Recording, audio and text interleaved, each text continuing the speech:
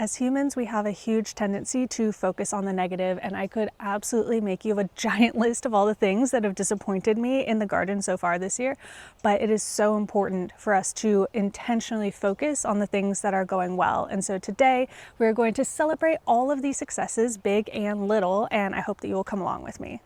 The first thing I want to show you is I just harvested my very first tomato of the year, and while I could sit here and complain that it is too small, I'm not going to do that. I'm going to just be excited that it is my very first tomato. I can also be excited that it doesn't have any blemishes. It looks really, really healthy, and so I'm very excited. This is the start of a very fun tomato season. I also want to show you my grapes. I am super, super proud of my grapes. Can you see all the grapes up here? It is kind of insane when you start looking and you see just how many there are. I don't even know what I'm going to do with this abundance, but last year I got one single bunch of grapes, and this year I have, I don't know, 100. It's crazy. I am so excited about that.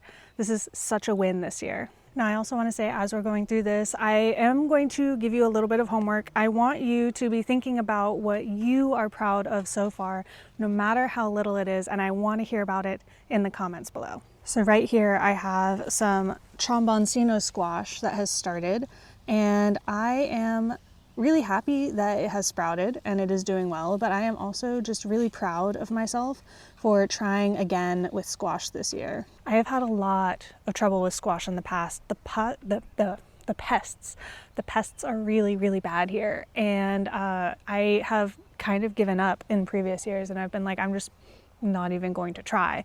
And this year I decided I would try again. I would research some varieties that would be more pest resistant, and I would try again, even with the weight of the past failures in my head. And I am really, really proud of myself for getting past that point of feeling like I wanted to give up.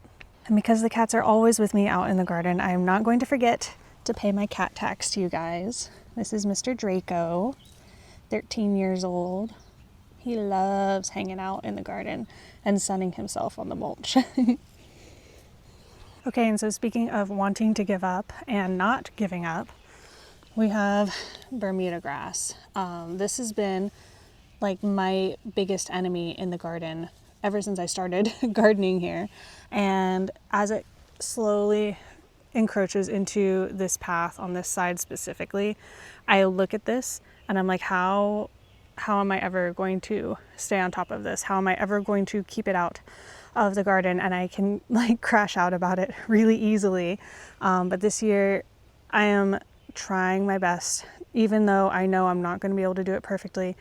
I am continuing to try to keep it back and pull up what I can. And so continuing to try in the face of a really, really difficult task is something that I am really, really proud of. So those of you who've been following me for a while know that blueberries have been quite a struggle for me. And this year I feel like I'm finally getting blueberries, and I am really, really excited about that. I'm really happy about it, and I am happy that I didn't give up on these guys, because now they are producing for me. Another big win for me this year is that I actually kept my citrus alive. I could focus on the one that died, or I could focus on the two that lived and are doing really, really well. I have this one, which is US 942, aka Sour Patch Kids. And then I have this one, which is my little kumquat.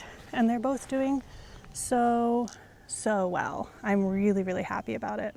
Something else I'm really happy about that is a major win is this little tiny baby right here. I know it doesn't look like much, but this is a pawpaw that I sprouted from seed, and these are notoriously difficult to sprout. They can take anywhere from 3 weeks to 3 months to germinate. And not only do I have one, I actually have 6 out of 7 of my seeds have germinated. And I don't know if they're all gonna live, but even just getting them all to germinate is such a win. I have also, for the first time, successfully taken cuttings of my raspberry plants. In years past, I have really failed at this. And this year, for some reason, everything just went really, really well. And now I have 5 cuttings of my raspberry that I can give to my mom when she moves into her new house this summer. I am really excited to see my perennial cucamelon coming back. This was a really obscure variety that I got from the Experimental Farm Network, and I really didn't trust that it was going to be perennial. I did not think it was going to come back, and it is doing so good. This year is also going to be the year that I finally get a really good turmeric harvest, and not just any turmeric. I'm going to get a really good harvest of black turmeric, which feels really exciting. It's a very unique variety that I had never seen before I started growing it, and now I have so much of it. I took the risk of leaving it in the ground over winter so that it could grow even better. And now all of it is coming back and it looks so pretty. So if you guys have not been keeping up with the monthly journal prompts that I've been doing, this is part of my free garden planning series. It is all right here on YouTube for free. You can go back and watch it. I'll link it all down below.